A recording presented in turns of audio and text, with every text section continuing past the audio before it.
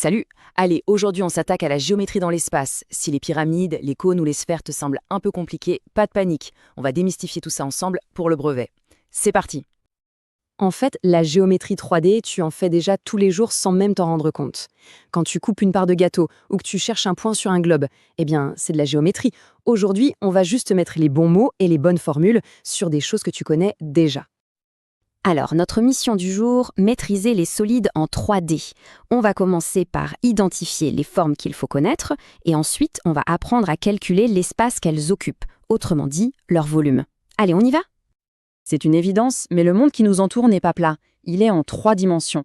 Et les sujets de brevet adorent ça. Savoir se repérer et calculer dans l'espace, c'est une compétence super importante. Et c'est exactement ce qu'on va travailler. Commençons par le plus important, le calcul de volume. C'est quoi un volume? C'est tout simple, c'est la mesure de l'espace qu'un objet occupe. Pense à la quantité d'eau que tu peux mettre dans une gourde ou la quantité de pop-corn dans une boîte. C'est ça, le volume. Bon, voilà les fameuses formules à connaître. Ça peut faire un peu peur au début, mais ne t'inquiète pas, on va les décortiquer une par une. Tu vas voir, on retrouve souvent les mêmes ingrédients. L'air de la base, la hauteur, le rayon. Concentrons-nous d'abord sur la pyramide et le cône. Alors là, attention, c'est le détail à ne jamais oublier. Pour la pyramide et le cône, la formule se termine toujours par une division par 3. C'est l'erreur numéro 1 au brevet. Pourquoi? Simplement parce qu'un cône, c'est exactement le tiers d'un cylindre de même base et de même hauteur. C'est une règle à retenir par cœur. Prenons un exemple tout bête. Un verre à cocktail. C'est bien un cône. Pour calculer le volume de soda qu'on peut mettre dedans, on y va par étapes. 1. On calcule l'air de la base, qui est un disque. 2. On multiplie par la hauteur du verre. Et 3. L'étape cruciale, on n'oublie surtout pas de diviser le résultat par 3. Allez, on passe à la sphère. Là, la formule est un peu différente. C'est 4 tiers de pi multiplié par le rayon au cube. Attention, je dis bien au cube, c'est-à-dire puissance 3. Il ne faut pas confondre avec l'aire d'un disque où le rayon est au carré. On applique ça tout de suite. Imagine Samy le poisson rouge dans son bocal sphérique. Pour savoir quelle quantité d'eau mettre dedans, c'est facile. Il suffit de mesurer le rayon du bocal. Une fois qu'on a ce rayon, on le met à la puissance 3, on applique la formule, et voilà, on a le volume exact. Bien. Maintenant, on va jouer un peu les samouraïs. On va prendre nos solides et on va les couper avec un plan. Imagine une lame de couteau parfaitement plate qui traverse l'objet. Cette coupe, en maths, ça s'appelle une section. Et le résultat de cette coupe, c'est une nouvelle forme, mais en 2D cette fois. Selon l'objet qu'on coupe et la façon dont on coupe, on peut obtenir un rectangle, un cercle ou même un triangle. C'est cette forme qui est la section.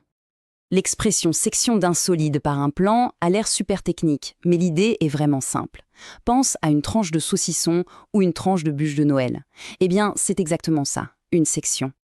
Alors, pour résoudre un problème de section, la méthode est presque toujours la même. Étape 1, tu identifies bien le solide et la forme de la section.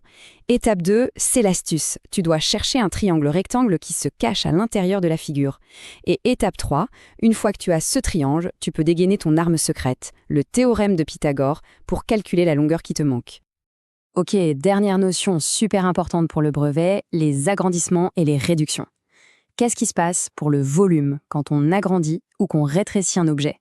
C'est une question qui tombe très souvent. Prenons un petit cube de 1 cm de côté. Son volume, c'est 1 cm3.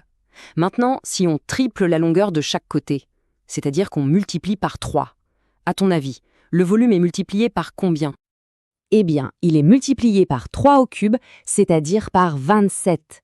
C'est la propriété à retenir. Si on multiplie les longueurs par un nombre k, les aires sont multipliées par k au carré et les volumeux sont multipliés par k au cube.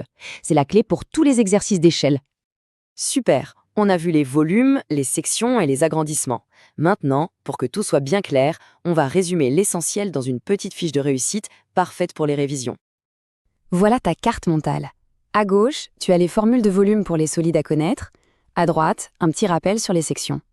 Mon conseil, mets la vidéo en pause et prends le temps de bien regarder cette fiche. C'est un super résumé. Pour finir, je te donne 3 astuces en or pour le brevet. Primo, n'oublie jamais de diviser par 3 pour les cônes et les pyramides, je le répète. Secondo, vérifie toujours tes unités, des longueurs en centimètres, des aires en centimètres carrés et des volumes en centimètres cubes. Et tertio, justifie toujours ce que tu fais. Si tu as un théorème comme Pythagore, ça rapporte des points. Et voilà, j'espère que maintenant tu y vois beaucoup plus clair. Avec la bonne méthode et un peu d'entraînement, la géométrie dans l'espace, c'est tout à fait faisable.